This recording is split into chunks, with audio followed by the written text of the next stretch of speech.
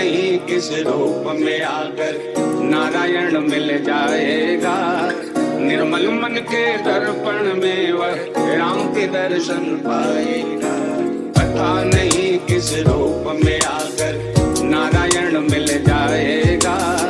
निर्मल मन के दर्पण में वह राम के दर्शन पाएगा।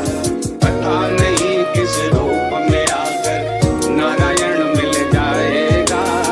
निर्मल मन के दर्पण में वह राम के दर्शन पाएगा।